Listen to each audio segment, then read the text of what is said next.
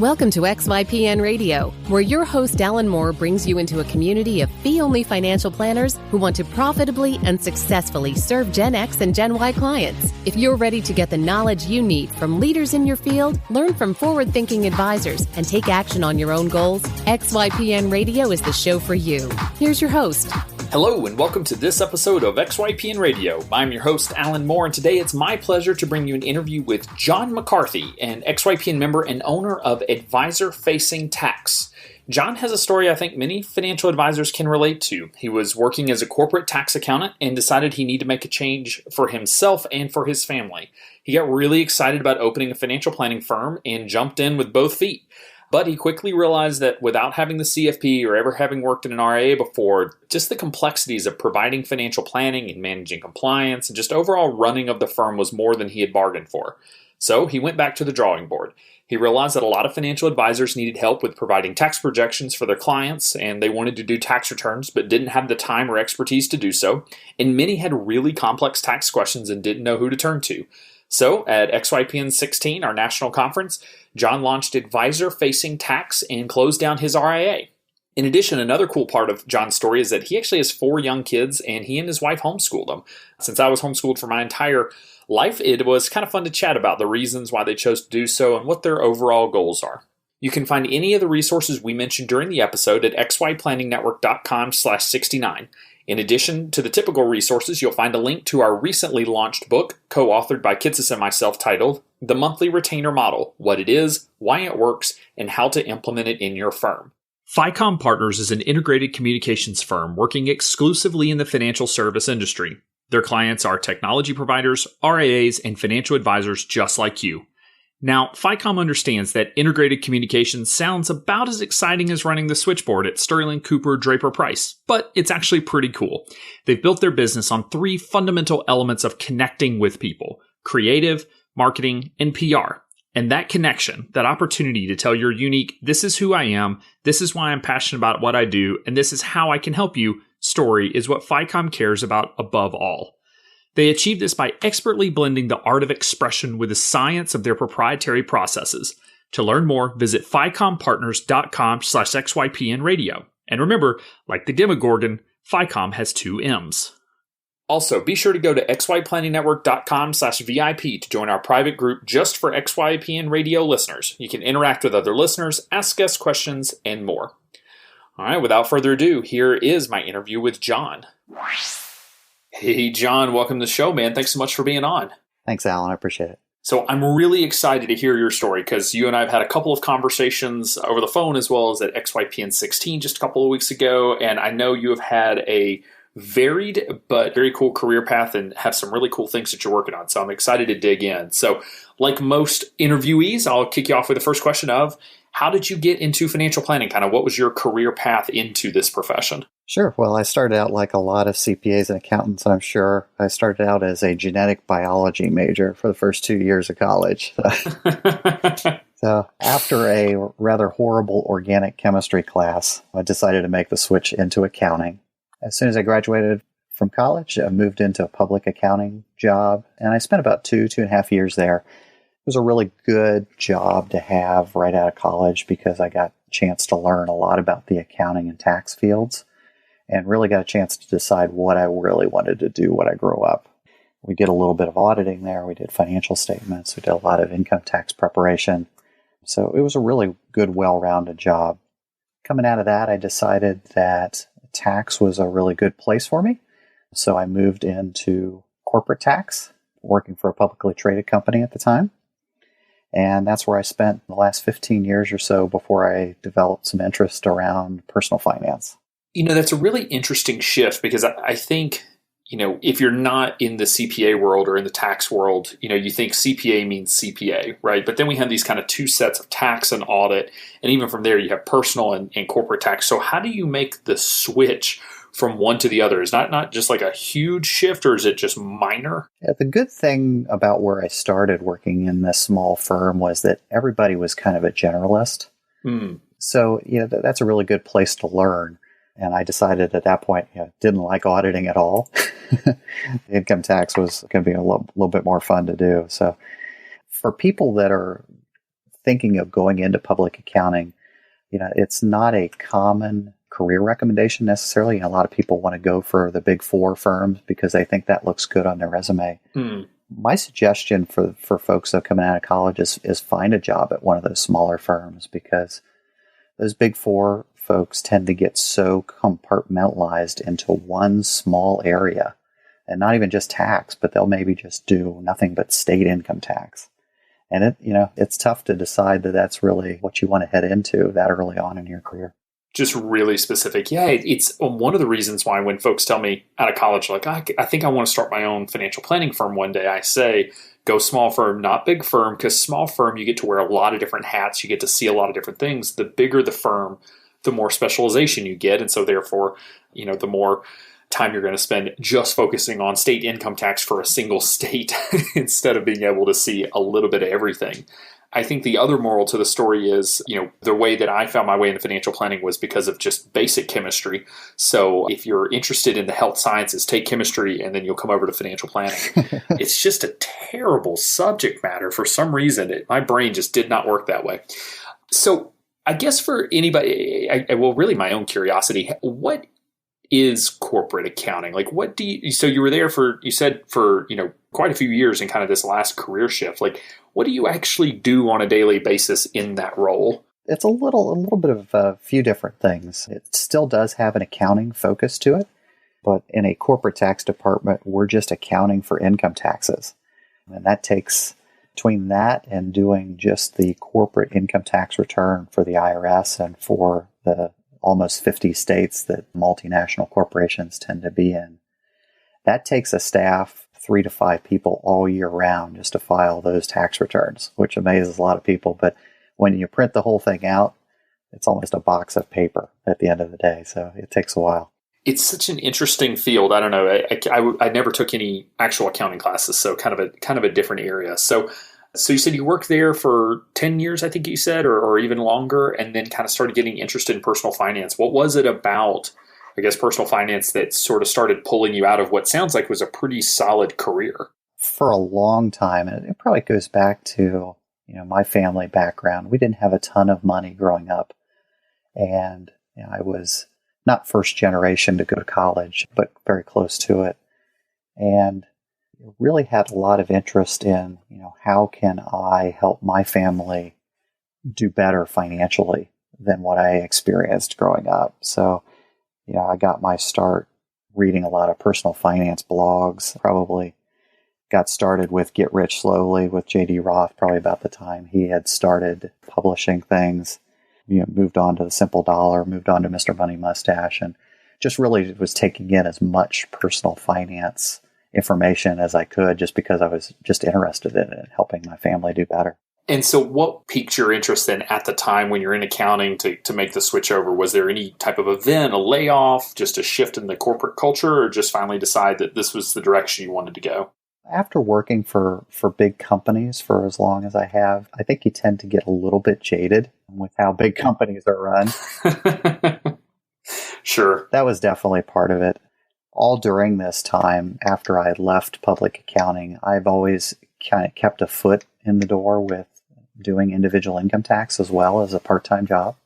So as soon as I left public accounting, I've been doing individual income tax and small business tax for a number of clients over the past 15 years. So I always kept my hand in it, even though I'd gone to what was probably a little bit more of a lucrative job on the corporate income tax side. All right, makes sense. So did you then kind of start studying for the CFP while you were still employed, or kind of how did you then make the leap into personal finance? I didn't immediately go towards CFP planning, and as we'll probably talk about a little bit later, that might have been something that would have been good for me to do at the time. But after hearing, I think what really sparked me to take the move in this direction was a podcast on radical personal finance where this guy called Alan Moore came on in early 2015. So that was really the spark. I'd probably been thinking about it for maybe 7 to 10 years and just could not figure out like how I would get a start in that. How can I do that without some help? And that podcast was really kind of the thing that probably pushed me over the edge. That is funny. I did not know that. That seems like a very long time ago. So for anybody that's not familiar, Radical Personal Finance is a podcast that Joshua Sheets, who is actually one of our founding members, and then chose to not open an RIA because his podcast became successful and kind of took off. So he wanted to focus on that. So I was interviewed. We did the interview at the T3 conference back in, I guess, spring of 2015. It feels longer ago than that. But anyway, just kind of talking about personal finance and how we help younger clients. So you never know where someone's going to hear you. That's fantastic. All right. So you listened to the podcast, and did you kind of get started then on opening a firm? I guess kind of what were the next steps for you? Really, the next step was for me doing a little bit more research. I kind of hunted out Kitsis's blog and Sophia Barrow's article and Andrew McFadden's article on how they set up their firms were pretty instrumental in kind of pushing me towards XYPN at that point. So later in 2015, I joined XYPN, and within a couple months was actually able to get my firm registered in the state of Ohio. Luckily, Ohio is one of those states that does not take a tremendous amount of time to review documents. So by October 2015, I was able to get up and running. So you get your firm launched October 2015. Had you ever done financial planning at that point, or like other than kind of helping friends and family with their personal finances, or you were really kind of learning from the ground up as you started your firm? I was really learning from the ground up outside of the tax side, obviously. I had a pretty good background there, but that's coincidentally, I think that's where the process for me started slowing down a lot. I was very gung-ho to get things up and running, excited to get a start, and really excited to help some of the tax clients that I had. But, the more and more I got into it, the more I realized the complexity not only of the regulatory environment that RIAs are in, but just the sheer complexity of knowledge outside of income tax. I thought, coming in as a tax guy, I got a pretty good handle on tax. I should have a little bit of a leg up, but just the complexity of material is just amazing that you guys do. It's a fair question that I don't know the best way to say this. Financial planning, maybe from an outsider, does look kind of easy, maybe, and just kind of not easy, but it doesn't look as complex. So I do think it's a fair warning for folks that are looking to start a firm, having never gone through a CFP program or worked in a planning firm, that it can feel a little overwhelming, because the truth is, for folks that have gotten the CFP and worked in a financial planning firm, it's still overwhelming because we've never had to do compliance and a lot of the marketing and things like that you have to do when you're starting a business. So layer in, not exactly sure what my planning process is going to be, and it can certainly add a layer of complexity. So I guess, were you having success finding clients, or did you focus mainly on tax kind of for that first spring of 2016? Yeah, it was really a slow go for me. For the first couple months, I was able to take on 3 clients. Some of them were project clients versus retainer clients. But I'll tell you what the 3 were, just so you get an idea of why the process probably slowed down for me. The first one was a pre-retiree with annuities. The second client was a couple in debt. They really needed some budget help. They needed student loan help. And the third one was a really frugal couple that was doing a great job savings, that just wanted to tweak some things and make sure they were doing all they could. You look at those clients and, if there was something in the dictionary for anti-niche, my face would have been right next to it. Too funny. So those were just kind of the folks that you were finding. Again, did you do some tax work and that sort of thing that first spring in order to generate some income, since you had a background there? Yeah, I was definitely keeping my income tax preparation and consulting business alive. And that was what was really helped funding my RIA, keep the doors open at the time. So did you have the tax practice prior to launching your RIA, or was this something you had on the side? Kind of how did that build for you? The tax practice was something I was building ever since I got out of public accounting. So for the past 10 or 15 years, I've been doing returns it was up to about 40 clients the past tax season. So yeah. So that's an interesting thing about accounting that it's harder to do in financial planning, and that's have a side business doing the same work. Meaning if you're working at a planning firm and you want to open up your own planning firm kind of on the side, you have to tell your parent company that you're doing that, just from a compliance standpoint. But in accounting, do you not have to do that? Do you have to disclose it? Or, for the accountants out there looking to kind of build up their own practice, is that fairly easy to do? Yeah, there's no hard and fast rules around it. It really is kind of a workplace by workplace situation. But, I've always wanted to be very upfront with whoever I was working for and let them know that that's something that I have going on, and, trying to make it so that it doesn't interfere at all with work is what they're really interested in. So this was kind of your side hustle in many ways as you were launching your RIA. I mean, you do have this tax business with 45 clients. So that's generating probably not a full-time salary, but it is generating enough business that, you're able to at least kind of keep the wheels on the bus as the as the practice is moving forward. So at what point did you start, and we'll talk a little bit about the pivot that you've made, but at what point did you start thinking pivot instead of maybe going and getting the CFP or doing something, kind of more that direction? Yeah, it was really a slow process for me. What was really important during this time, and the folks that I will credit really with making this happen, giving me the idea to do this, is really having a really strong study group behind me. We meet once a week. We've met for over a year, almost a year and a half now. And, as I was trying to keep the RIA afloat, I found that other financial planners really needed somebody to help them with tax issues for their clients. So, in addition to my own clients that I was preparing tax returns for, I started to take on just some, one-off planning work for other advisors just to help them out with their clients. So, I don't want to lose the point there of the power of a study group, and listeners have heard us say it over and over and over, and here's just another example that it's amazing how beneficial a study group can truly be. I credit my study group with having launched the XY Planning Network because they were there for me to bounce the ideas off of, to see a need, to have those conversations. And then when I started talking crazy about launching a new company, they were there to talk me off a ledge and chat through it. So it sounds like your study group kind of provided the same, support and focus for you in terms of kind of starting to explore, what life looks like other than just running an RIA. Yeah, definitely. They were a big part of the eventual launch of my new firm. So who all is in your study group? I'm curious if we have any of them on the show so far. I've got Catalina Franco, who is a part of Fiscal Fitness Clubs with her partner, and Lyndon Cornett, Melanie Oki, Justin Arnold, and I'm forgetting Chris Veris. And there's a few others that are coming occasionally and visit us still. That's kind of the core. Yeah. Cool. Well, shout out to all of those folks. We're actually planning to have Catalina on, and if I don't email her before this goes live, she'll now know that I'm going to email her because Kat and Carol have kind of a cool partnership that things they're working on. So, yeah, again, if there's nothing else you take away from this episode and anything else with XYPN Radio, a study group is worth their weight in gold.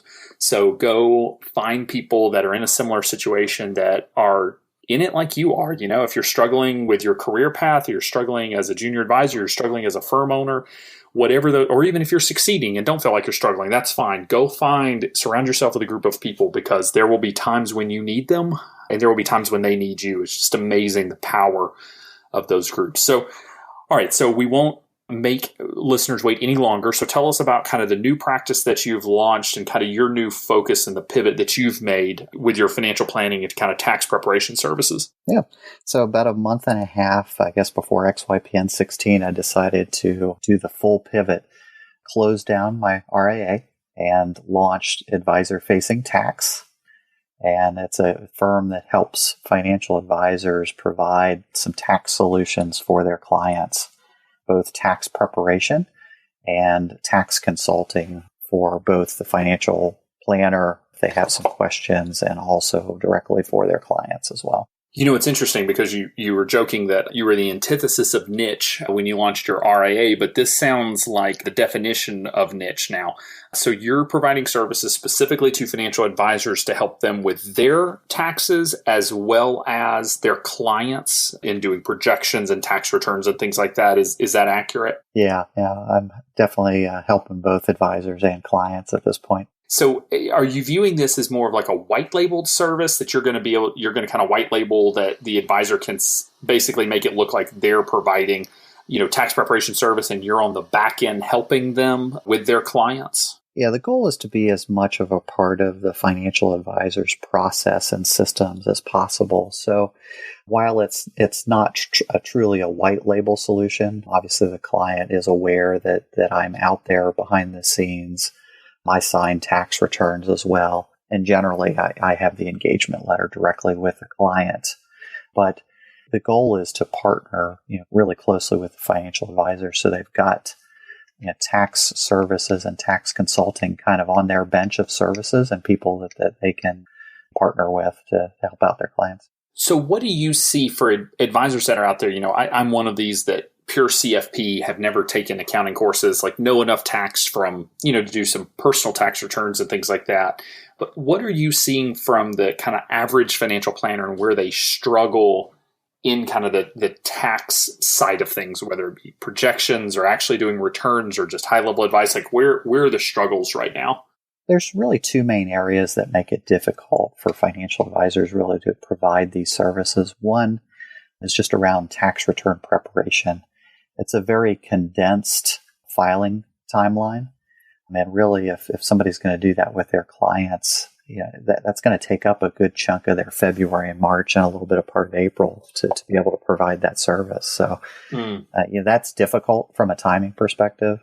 And then around the planning side, the tax rules have gotten so complex with interaction between capital gain rates and AMT rates, ordinary income rates, and everything that's involved from a planning side that you really need software to help run some of those projections. And the software is not inexpensive.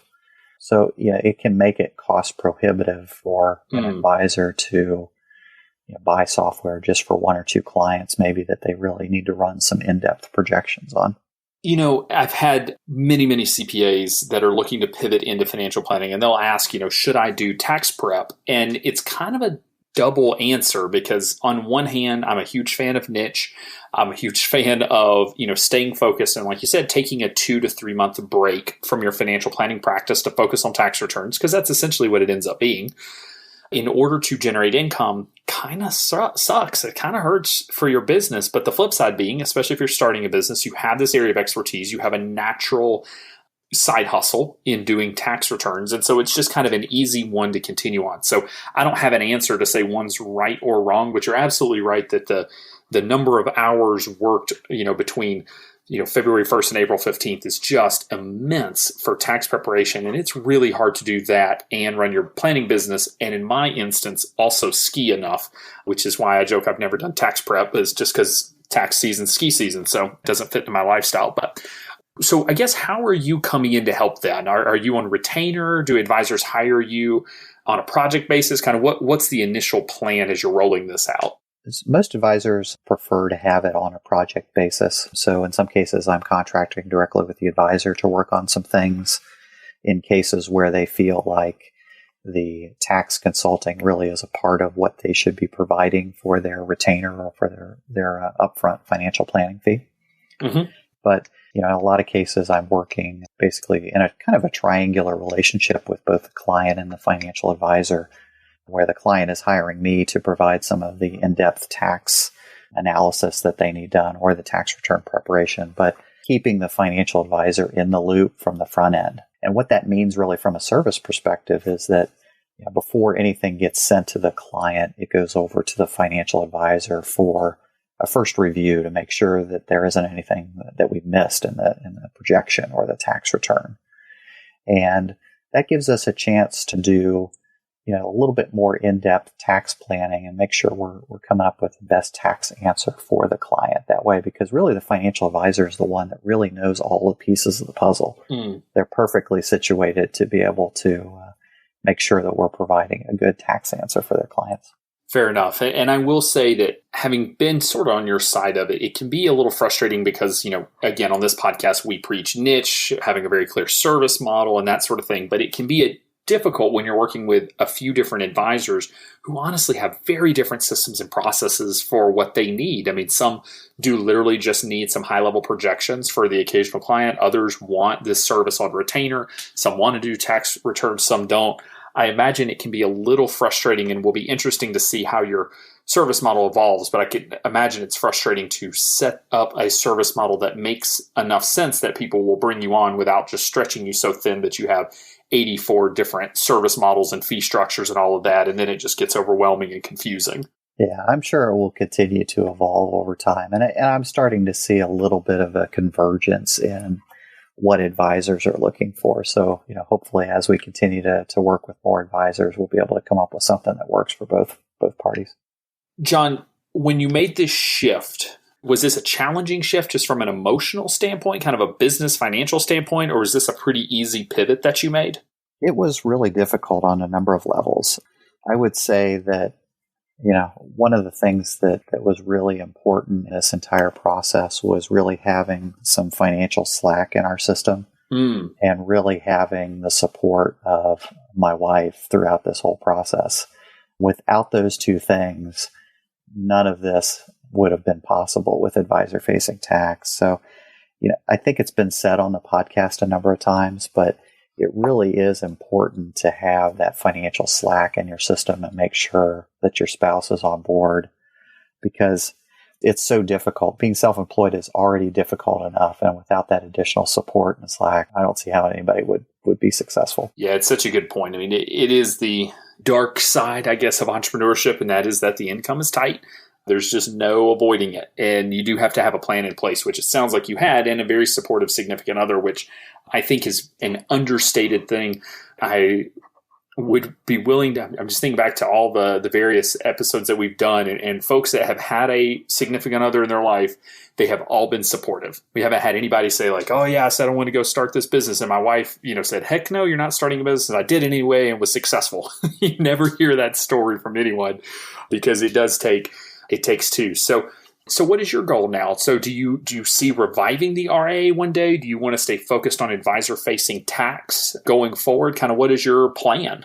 It was really bittersweet to close the RA, but I do feel like my personality and my interests are really much better served with advisor-facing tax at this point. So, I'll still be out there looking at everybody else's blogs for personal financial information for myself and still learning from other advisors. But, my interest has really always been in the tax field. Ever since I left public accounting, it was something that I did as a part-time job.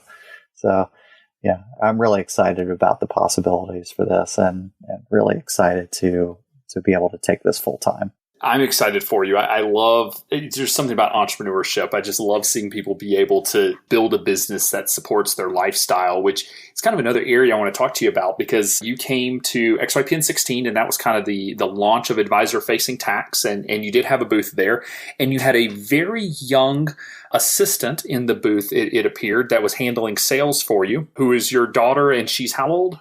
She is 9. She is 9, who got to come out. She was by far the youngest person at the XYPN conference, the only one we didn't have to card, I think, at the evening events. So it's interesting. So some folks bring babies because, for whatever reason, they can't find a nanny or breastfeeding and need to have the child there. This is the first time I've seen a 9-year-old at a conference. So kind of what was your thinking? Why bring her out to XYPN 16? Yeah. It's something that I think is really important for her education. I'll go back and mention real quick. Mm-hmm. She is the oldest of our 4 children, and our children are homeschooled, which was what really enabled us to bring my daughter out to the conference this year. And one of the things I really love about homeschooling is that I have the chance to provide these teachable moments to my kids outside of a traditional school setting. And it was really exciting, a trip for her. This was her first plane flight, a lot of other firsts. Oh, fun.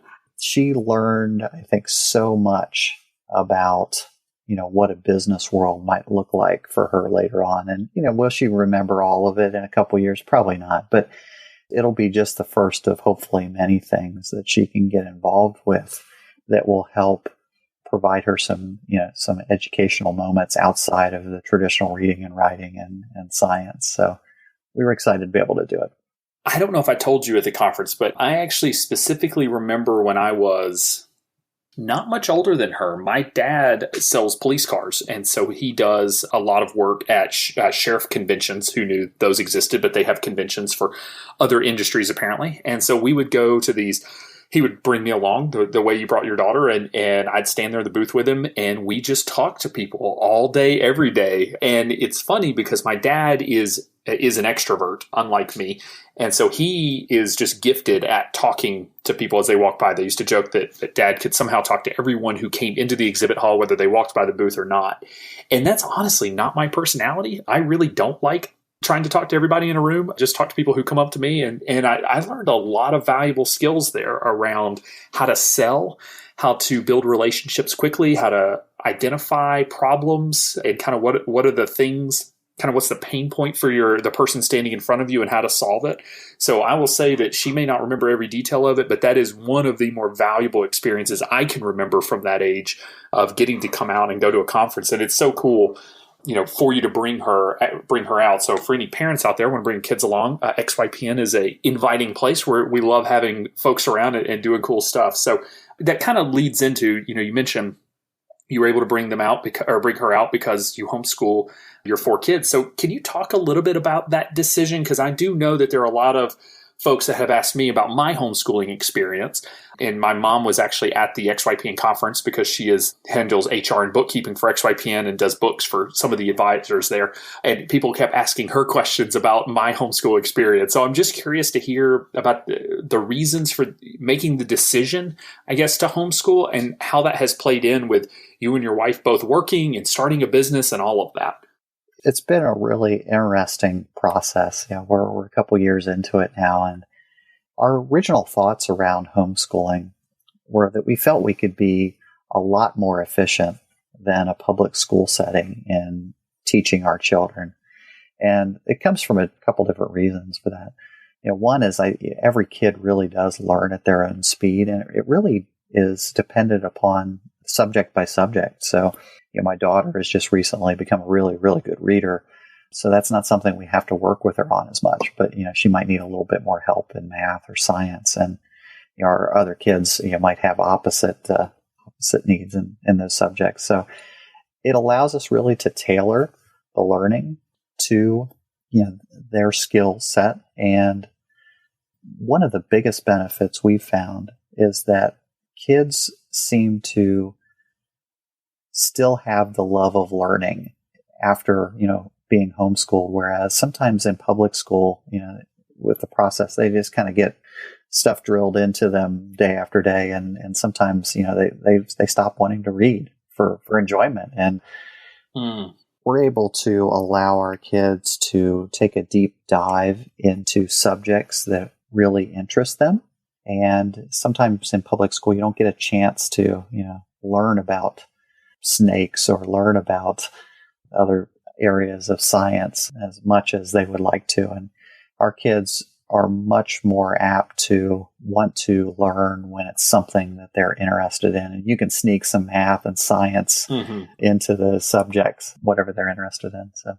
No, it's fair. And I think there's so many misconceptions around homeschooling and a lot of just kind of preconceived notions. And truth be told, I was homeschooled decades ago now. It feels like we as a community, as a homeschool community, we earned the reputation that we got, which was, the number one question I get when people find out that I was homeschooled is, and you can still talk to people? It's like, yes, I'm not weird. You can have homeschool kids that aren't weird. It kind of just, some of those are long-standing myths or preconceived notions that we've had, but it's not that we're saying public school is bad or anything like that. Like, it's not a judgment. It's just saying that this is a better educational style for your kids and the way that you want to educate. I mean, some people just have different educational preferences. So, in talking about deep dive, I rember we took a 6-week trip when I was in middle school, I guess, up the East Coast and hit every Revolutionary War and Civil War kind of state and national park that we could find. So I have stood on the hill of Gettysburg, of the Battle of Gettysburg, and it's kind of cool whenever you read about it to remember, like, oh, I've actually stood there. I see what they meant, when all these various areas of the battle. So not to ramble too much on that, but to say that, like, it does provide some different opportunities. That being said, my mom was a stay-at-home mom and my dad worked full-time. So you and your wife work full-time both while having kids being homeschooled. Is that correct? No, I am tremendously lucky that my wife is able to stay at home. And oh, okay. So, when I talk about homeschooling, I have to give her all the credit in the world because she is the teacher for sure. I help out just a tiny bit here and there, but she does an excellent job. Fair enough. Okay. I'm sorry. I misunderstood that. Okay. So so this is kind of an interesting time for you then in terms of if I had in my head that your wife was working full time and had a salary there. So in terms of kind of your own runway savings wise and kind of the business and getting this thing ramped up, gives you some leeway, but not quite as much maybe as some might have. So I guess that's awesome. It's just awesome to see people taking the risk to achieve their dreams despite not knowing exactly how it's going to turn out. Yeah, that's where it's definitely important. I'll go back and say it again just to reemphasize, have as much financial runway as you can. And whatever you think runway you need, probably double it would be a good idea. It's so true. Yeah. And again, that's one of those things that sometimes when we look at other successful planners, we'll see, they made $100,000 in their second or third year. And you think, okay, well, I can make $100,000 to replace my, income. It's like, well, it's gross income, still got to pay taxes, still got to pay business expenses. So, 100,000 is not actually 100,000 in your pocket, but it does take time. But again, most folks feel that it's worth the risk to be able to, build a business that, again, just kind of supports some of the things they want to do. So if you want to take, your kids on a 6-week trip up the East Coast, you can do that. So do you anticipate kind of the way your family structure is working now will continue and that your wife will continue to focus on education and that sort of thing, and you'll continue to focus on work? Will she get a part-time job? Like anything, I guess, planned there in terms of changing? We're not planning a lot of changes around that now. The big goal for this next year or two, and actually within the next year for sure, is I will be completely phased out of my full-time job and corporate tax. So, this is the year to make sure we're being as frugal as we can and not a lot of expensive vacations planned for the next year. So. Fair enough. No big vacations. Understood. That is one thing you have to give up when you start a business is big vacations. So, well, John, I'm so excited for you. And I know speaking from, kind of the entrepreneurial side of things, again, sometimes you fail fast and have to pivot quickly and learn from decisions that you've made that didn't necessarily work out. And it sounds like you have, because, whether it was the right decision or the wrong decision early on with kind of being focused, it sounds like you've got a really clear focus on who you're going to be helping. Part of the process is you don't necessarily always know exactly how you're going to help them and solve every single problem, but you at least have the target market so that you can ask them and help, and they will help you determine kind of what's the service model and the fee structure and that sort of thing. So I'm excited. I get amped up about this stuff. So anything else that you want to, I guess, any other topics that we want to bring up or kind of chat about at this point? No, I don't think so.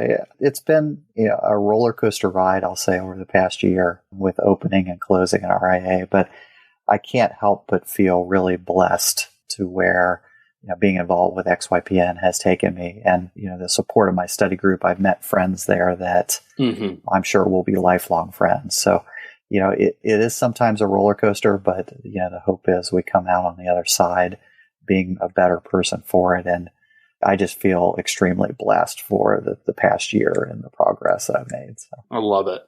I'll close with a question of, if you could go back and tell yourself one piece of advice, one thing you wish you had known then that you know now, and this is probably the John that was kind of looking to get into financial planning potentially.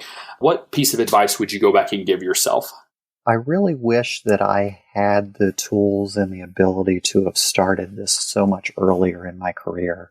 We don't realize, I think, early on in life how easy and simple things are.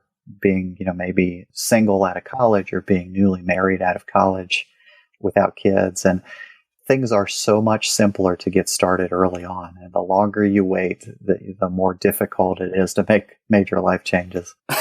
It's a good point.